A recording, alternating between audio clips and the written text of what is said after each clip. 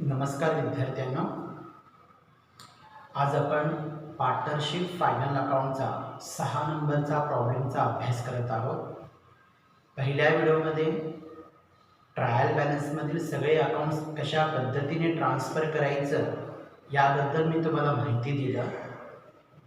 आता त्या ट्रायल बॅलन्सखाली जे ॲडजस्टमेंट्स आहेत ते ॲडजस्टमेंट आज आपण सोडवणार आणि trading account, profit and loss account आणि पार्टनर्सचा करंट अकाउंट टॅली करणार. बॅलन्स शीट तुम्ही स्वतः टॅली करायचं आहे. ब्लॅकबोर्डवर trading account, profit and loss account आणि पार्टनर्सचा करंट अकाउंट रूलिंग केलेला आहे. पार्टनर्स करंट अकाउंट आहे हा. बॅलन्स शीट या ठिकाणी रूलिंग केलेलं नाही. बॅलन्स शीटचे इफेक्ट तुम्ही स्वतः द्यायचं आहे. एकूण 6 ॲडजस्टमेंट्स आहेत. त्यातला पहिला adjustment नेहमीचाच closing stock.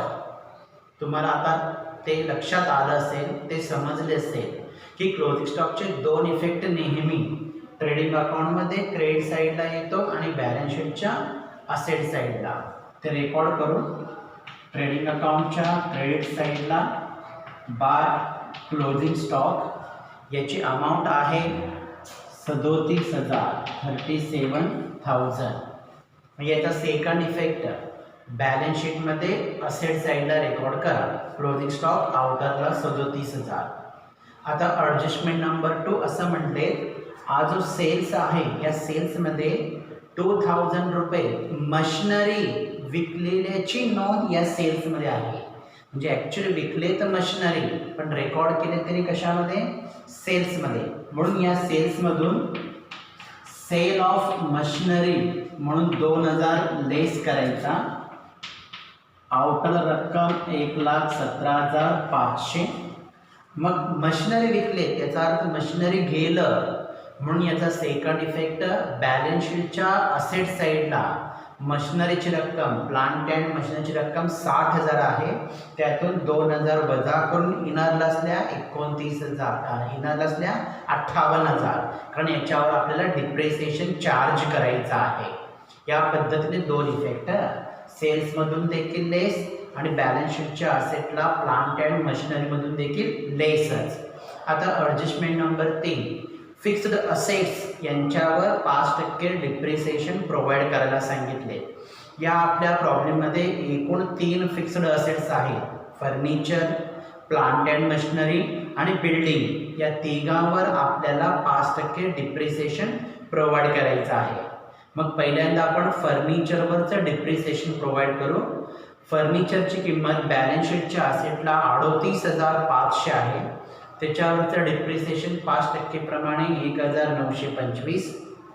मशिनरीची book value 60,000 आहे, पण त्यातलं 2,000 सेल केलं, ते आपण लेस केलं, 58,000 येतो. त्याच्यावर 5% डिप्रिसिएशन 2,900. आणि बिल्डिंगची बुक व्हॅल्यू आहे 20,000 आणि त्याच्यावर डिप्रिसिएशन 5% प्रमाणे येतो 1,000. हे तीनही डिप्रिसिएशन तुम्ही बॅलन्स शीटच्या असेटला त्या पर्टिक्युलर असेटमधून लेस करा आणि त्याचा सेकंड इफेक्ट या प्रॉफिट अँड लॉस अकाउंटच्या डेबिट साईडला to depreciation on furniture, machinery आणि बिल्डिंग. फर्निचरची बुक व्हॅल्यू आहे 38,500. याच्यावर 5% येईल 1,925. 58,000वर मशिनरीवर डिप्रिसिएशन 2,900 आणि बिल्डिंग 20,000वर डिप्रिसिएशन 5% प्रमाणे 1,000. या सर्वांची बेरीज आउटरला करा, 5,825 एकूण डिप्रिसिएशन. आता ॲडजस्टमेंट नंबर 4, 2 ॲडजस्टमेंट आहेत. या श्रीपा आणि मनीषा यांना ग्रॉस प्रॉफिटवर 1% कमिशन द्यायचं आहे आणि इंटरेस्ट ऑन कॅपिटल देखील प्रोव्हाइड करायचं आहे. मग आपल्याला ग्रॉस प्रॉफिटच माहीत नाही, जोपर्यंत आपण ट्रेडिंग अकाउंट टॅली करणार नाही ग्रॉस प्रॉफिट मिळणार नाही, आणि जोपर्यंत ग्रॉस प्रॉफिट मिळणार नाही कमिशन आपल्याला कॅल्क्युलेट करता येत नाही। यासाठी कमिशनचं ॲडजस्टमेंट शेवटी ट्रेडिंग अकाउंट टॅली केल्यानंतर सॉल्व करू। आता आपण इंटरेस्ट ऑन कॅपिटल हा ॲडजस्टमेंट सॉल्व करायचा आहे। इंटरेस्ट ऑन कॅपिटल आहे 5%। आता हा तिसऱ्यांदा हा ॲडजस्टमेंट आलेला आहे। Interest on capital partners current अकाउंटच्या क्रेडिट साईडला येणार आणि प्रॉफिट अँड लॉस अकाउंटच्या डेबिट साईडला। मग पहिला इथे पार्टनर्स करंट अकाउंटच्या क्रेडिट साईडला by interest on capital. Trial बॅलन्समध्ये आपल्याला कॅपिटल दिले जे आपण बॅलन्स शीटच्या लायबिलिटी साईडला लिहिलेलं आहे। श्रीपाचं कॅपिटल त्यांनी दिले तर 90,000 आणि मनीषाचं 30,000। यांच्यावर 5% प्रमाणे रक्कम येईल 4,500 आणि 1,500। यांचा second effect profit and loss अकाउंटच्या डेबिट साईडला टू इंटरेस्ट ऑन कॅपिटल। पहिला पार्टनर श्रीपा, दुसरा पार्टनर मनीषा, रक्कम येणारला 4,500 1,500 एकूण टोटल आउटरला 6,000। आता यानंतर ॲडजस्टमेंट नंबर 5 आउटस्टँडिंगचा ॲडजस्टमेंट आहे सॅलरी आणि वेजेसवर। वेजेस 200 आउटस्टँडिंग आहे तर सॅलरी 500 आउटस्टँडिंग आहे। आउटस्टँडिंग आपण नेहमी ॲड करत असतो, वेजेसमध्ये देखील ॲड, प्रॉफिट अँड लॉस अकाउंटच्या डेबिटला सॅलरीमध्ये देखील ॲड। वेजेसची रक्कम 200 रुपये, बेरीज केल्यावर आउटरला 1,000, तर सॅलरीची आउटस्टँडिंगची रक्कम आहे 500, बेरीज केल्यावर आउटरला 4,000। आणि या दोघांचा सेकंड इफेक्ट येणार बॅलन्स शीटमध्ये लायबिलिटी साईडला। आउटस्टँडिंग हेडिंग टाका, वेजेस 200, सॅलरी 500, दोघांची बेरीज आउटरला 700। या पद्धतीने तुम्ही रेकॉर्ड करा। आता ॲडजस्टमेंट नंबर 6 RDD क्रिएट करायचं आहे 3% सन्ड्री डेटर्सवर। मग सन्ड्री डेटर्सवर 3% प्रमाणे RDD येतो 840 रुपये। ते 840 रुपये सन्ड्री डेटर्समधून लेस करा आणि सेकंड इफेक्ट या प्रॉफिट अँड लॉस अकाउंटच्या डेबिट साईडला मी या ठिकाणी घेतो टू RDD 840। आता फक्त आपला एकच ॲडजस्टमेंट राहिला ग्रॉस प्रॉफिटवर कमिशन, पण ते आपल्याला कधी मिळेल? हा ट्रेडिंग अकाउंट टॅली केल्यानंतर आपल्याला ते मिळेल। मग अगोदर आपण ट्रेडिंग अकाउंट टॅली करूया। ट्रेडिंग अकाउंट टॅली करताना या ट्रेडिंग अकाउंटची क्रेडिटची टोटल येते ट्रेडिंग अकाउंटचं 1,54,500 टोटल आहे क्रेडिट साईडची। तर डेबिट साईडची टोटल येते आपल्याला 72,800। या दोघांची वजाबाकी केल्यावर नेट प्रॉफिट मिळतो आपल्याला 81,700। ग्रॉस प्रॉफिट असणार, तो ग्रॉस प्रॉफिट ट्रेडिंग अकाउंटच्या डेबिट साईडला द्या। Gross profit carried down 81,700। Gross profit carried down 81,700। या कॅरीड डाऊनचा या ग्रॉस प्रॉफिटचा second effect profit and loss अकाउंटच्या क्रेडिट साईडला by gross profit brought down 81,700।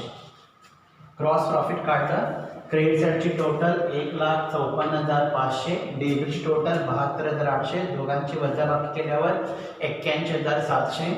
जी रक्कम मोठी आहे ती समोरासमोर 1,54,500, 1,54,500।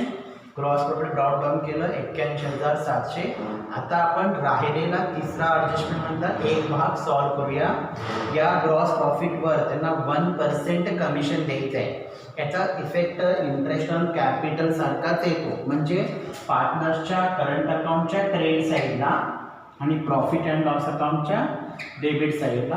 पहिला इफेक्ट पार्टनर्स करंट अकाउंटच्या क्रेडिट साईडला बाय कमिशन 81,700 वर 1% म्हटलं तर 817।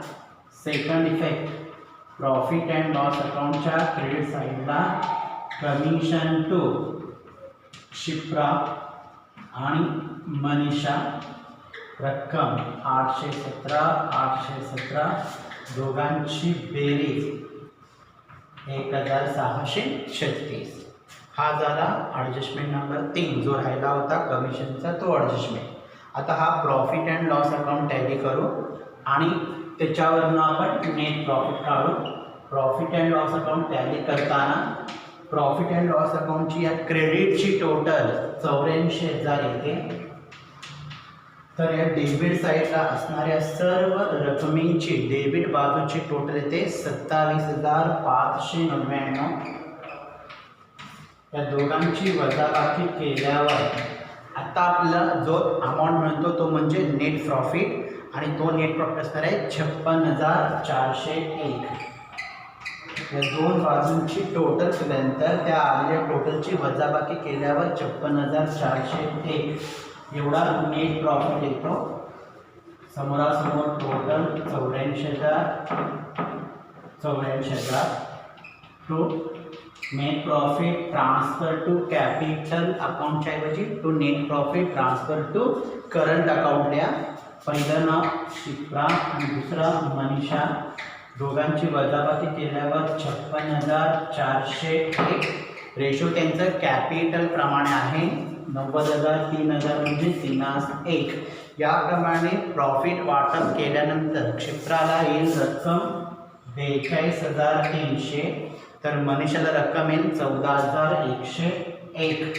या नेट प्रॉफिटचा सेकंड इफेक्ट आपण लिहिणार आहोत. पार्टनर्स करंट अकाउंटच्या क्रेडिट साईडला by profit and loss account कंसामध्ये नेट प्रॉफिट 42,300 क्षिप्राच्या कॉलममध्ये 14,101 मनीषाच्या कॉलममध्ये.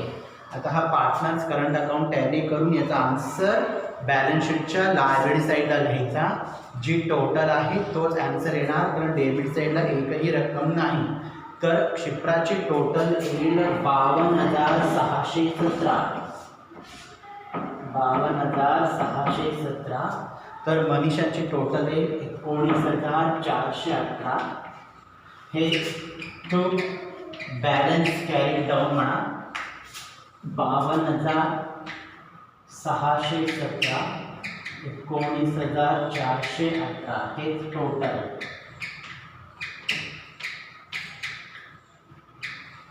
मग हे रक्कम जो आहे करंट अकाउंटचा बॅलन्स शीटच्या लायबिलिटी साईडला द्या. करंट अकाउंट क्षिप्रा आणि मनीषा रक्कम इनरला लिहून टोटल आउटरला घ्या आणि बॅलन्स शीट टॅली करा.